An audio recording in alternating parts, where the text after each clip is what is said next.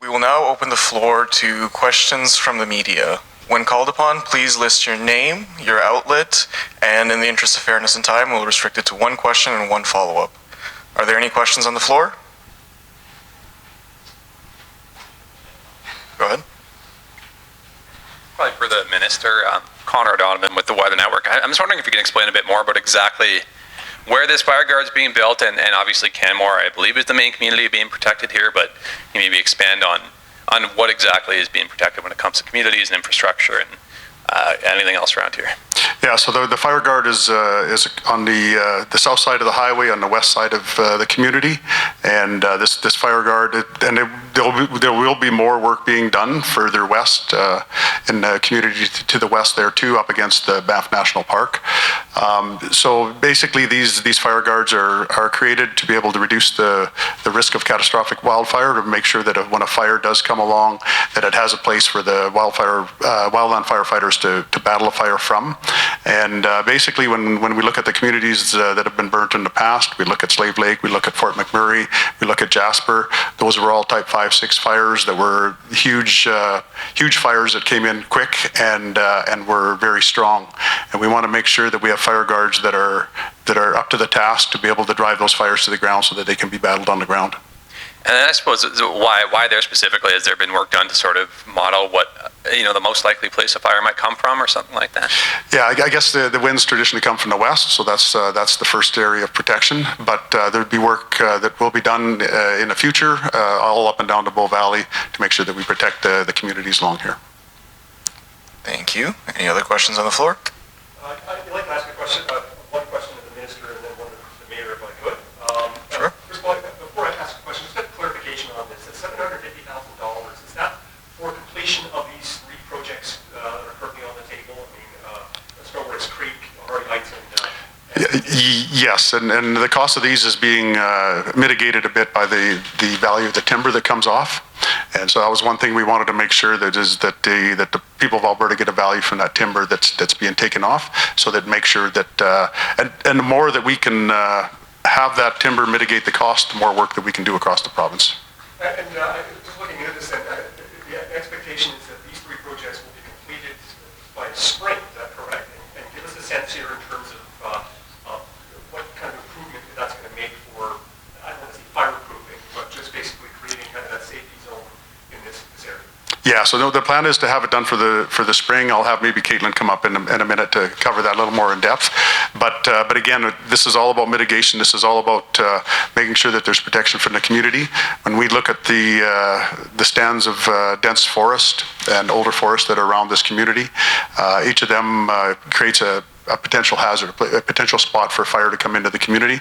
We want to make sure that we have that break in that vegetation to make sure that when a fire does come along, that there's an opportunity to push that fire to the ground before it gets to the community, to the homes, and to the businesses. So maybe Caitlin, I'm not sure if you want to expand on that, or was there anything that no, it's good. Okay. I'd like to ask the Mayor a question if I could. Sure. Mayor, just we hear about winds from the west and so on. It's just, as a long-time resident here, just what are the big concerns in terms of where that fire risk really lies out here? Just to give a sense in terms of currently how vulnerable do you think that these communities are along here, and where that risk is? Well, as I mentioned, and as the Minister mentioned, I mean, it's an unnatural forest situation that we have here. And there are certainly fuels all around the municipality. And that's why the fire guard will eventually be at various points all around the municipality, and also protecting municipality or communities associated with the municipal district of Bighorn, such as Harvey Heights and Lac des Arcs. When deciding where to start, really, it was what could be done in this time frame, what's the highest risk, and you're looking at south-facing slopes, which tend to get the driest, and at the west, and there's a lot of fuel there. But that doesn't mean that there isn't fuel or risk coming from other places, such as if the winds were to come from the south, and that will be part of the future steps with regards to creating our fire guard. But this is the first best step is where we're working right now. What else do you want to see done? Well, eventually the fire guard's going to have to be completed. For years, Canmore has been working with FRIA funding to do as much as we could do within our municipal boundaries. However, back in 2023, I began to communicate with the minister's office about the fuel on outside of a municipality that we can't touch and is largely on provincial lands. And the minister's office was very receptive. We've had some very good discussions, and we're very happy with the funding that's been provided so that we could start, or we did the design, and now we're moving into full implementation. But it does take a little time for all of the community fire guards to be completed. Thank you. Just opening the floor again. Chris Brown, Cross-Border Network. I have a question for the minister, the mayor, and the Reeve, if possible. This fire guard Just is one each. Oh, One question. oh, one but follow it's each. all for them to answer if possible. perfect. This fire guard is one cog in the mechanism to protect communities across this forest protection area. What are you telling residents to do today to mitigate potential even more losses as we wait for this fire guard to get up? Because we're a month and a week away from the unofficial start of fire season in Alberta, and while driving into Canmore today, it's dry out there. Yeah, no, definitely the message is to the people of Alberta to be aware, report smoke and report fires as they see them, and be extra cautious themselves when out on the landscape when it comes to having things like campfires and things like that out on the landscape. Can't be too cautious. It is dry out there. There's some parts of the province that have a lot of snow right now, and aren't as much risk right now. But there is parts of Alberta that snow load is very low, and we need to be cautious at all times, and again to make sure that they report the fires as they see them.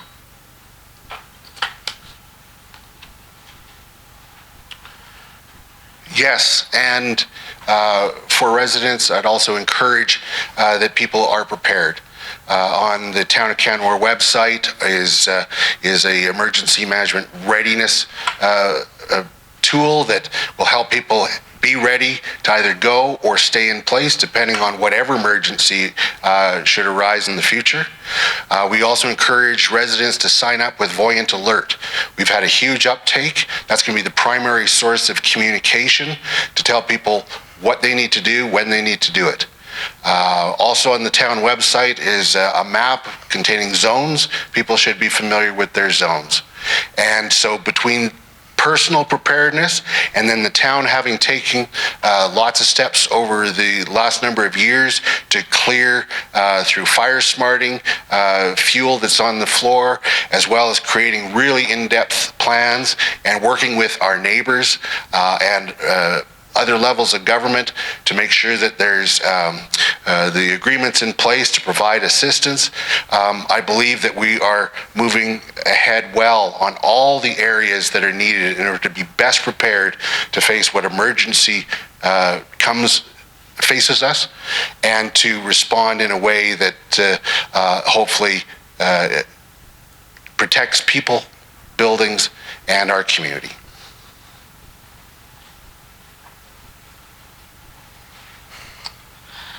And I would echo what Minister Loewen and Mayor Krausert have both said. We've got Voyant Alert as well. That's one of the number one ways that people can be alerted to dangers in their area. In the MD of Bighorn, we've unfortunately over the last 5 years had varying degrees of, I think, 4 different wildfires. So people really know the threat of this. They've inadvertently gone through their own scenarios of what they would do because there have been close calls.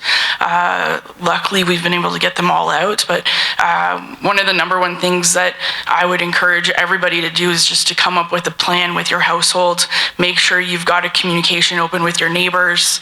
As much as all this technology is around to be able to alert people, going and knocking on your neighbor's door to make sure that they know what's going on too is also a good thing to include in your plan. So yeah, just making sure everybody knows what they would do. So a follow-up just for the Reeve and the mayor. Are you prepared for this wildfire season? While we wait for this guard to be installed, Are you prepared? Are your residents prepared for any potential incident that happens this year? I think every year that has gone by over the last couple of years, we're becoming more and more prepared. The town of Canmore, the town of Banff, and the MD of Bighorn have also just recently signed an agreement to start working on a regional emergency evacuation plan. So that is another step in this preparedness.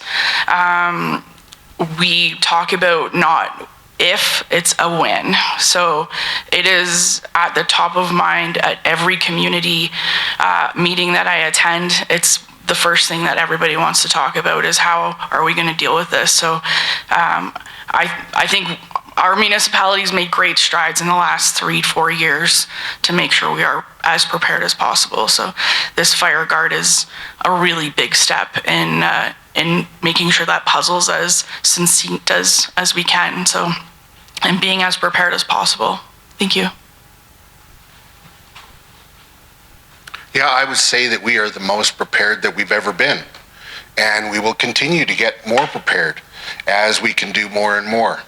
We have plans in place. We have agreements with our neighbors. We beyond collaborating on this one project, we collaborate on many levels, whether it be communication, assistance. We're meeting regularly with the town of Banff and Parks Canada. So we are as prepared as we can be, and we'll continue to work hard to learn from other situations and continue to get more and more prepared as we go on. Thank you. Just to keep things fair and make sure that the people on the line can get a chance to ask their questions as well, can we move on to the phone lines? Operator, can you patch the first caller through? Yes, of course. The first question is from Noah Brennan from the Calgary Herald. Please go ahead. Hi. My question is for the minister. I was just wondering, have you spoken with any of the firefighters being sent to California? And if so, can you say anything about how crews were feeling before heading down there? I haven't talked to any of the 42 personnel that are headed there personally myself, but I've been in contact with the Assistant Deputy Minister of Forestry and Parks. And so the crews were arrived in Edmonton last night, and they were on the road 7 o'clock this morning, heading to Bakersfield, California. The destination may change as California Wildfires assesses what where their needs will be. I've been in communication with CAL FIRE personally last Thursday, and also with the Governor's Office of Emergency Services last Thursday also. Do you have a follow-up? Okay, thank you. And can you comment on how long crews might be expecting to be down there for? They're expected to be there 14 days, though that could possibly be extended, but 14 days is the plan right now. Thank you. Thank you. And maybe I just add one thing to the previous question too, is another thing Albertans can do is download the Alberta Wildfire app and also the Alberta Fire Ban app. Thank you. Operator, can we patch through the second caller? The next question is from Nav Sangha from CTV. Please go ahead. Hi, this is a question for the minister. Can you share what work is being done in and around Jasper as you prepare for this upcoming wildfire season? Yeah, so we've been in communication with Parks Canada. We want to make sure that Jasper is protected from the west. That's still a possible danger for the residents of Jasper. The residents are concerned about that, and so we are too. So we've been in communications with Parks Canada to make sure that that work is being done to protect Jasper on the west side. And that's at this time, that's probably our biggest concern right now, is that west side, and making sure that Parks Canada works on that. We work with the municipality of Jasper itself, and within the boundaries of town, we're working with Fire Smart and different programs like that. But when it comes to outside of the municipal boundaries, then that's when we have to work with Parks Canada. Thank you. Is there a follow-up? Yeah, I have a question just about AI technology. I know that Alberta Wildfire uses AI to predict where potential fires might pop up, but is that the only sort of technology that is being utilized in terms of machine learning or AI, or is Alberta Wildfire using other forms? Yeah, there's actually quite a bit of technology that Alberta Wildfire uses. Of course, they have the weather modeling and also the landscape analysis on the dryness and the amount of fuel load on the forest floor and things like that. The AI that they use is just a part of just another tool that they use. AI doesn't make the decisions. The decisions still get made by individuals who gather the information from both AI and other aspects of analysis that are coming into them. And then they basically will make decisions on where they want to put resources. And if we see that an area is drying up, and if we see that there's a greater risk of wildfire in a particular area, then we'll move crews and equipment to those areas.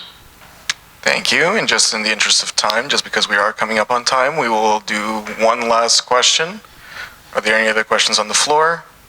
Sarah Offen, Global News. For Minister Loewen, I'm wondering, at the same time right now, we have a controlled burn, which is supposed to be happening in the Ribbon Creek area.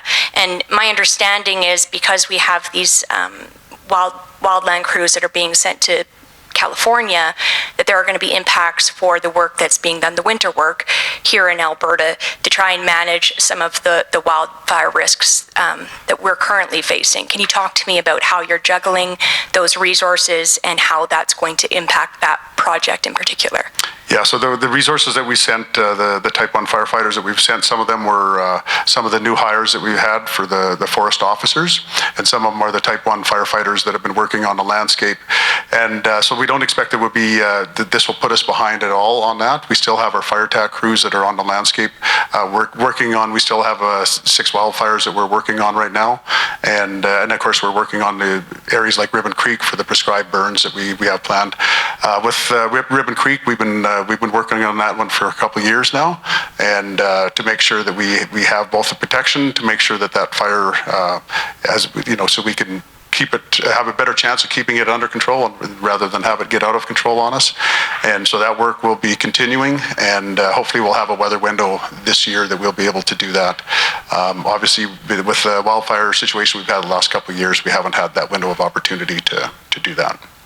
And I would just like to add a follow-up question, Kathy from CTV National. In terms of fire smarting homes, anything in the works of doing that? Just because with the Jasper wildfire, those embers traveled well before that fire got there, and that's what kind of created the situation inside the town. Yeah, so our fire smart work continues on. I can't remember the exact figures. Maybe I might bring Todd up to take that question more fully. But we do have millions of dollars that we put to FRIA that deliver the Fire Guard program, or the Fire Smart program for us.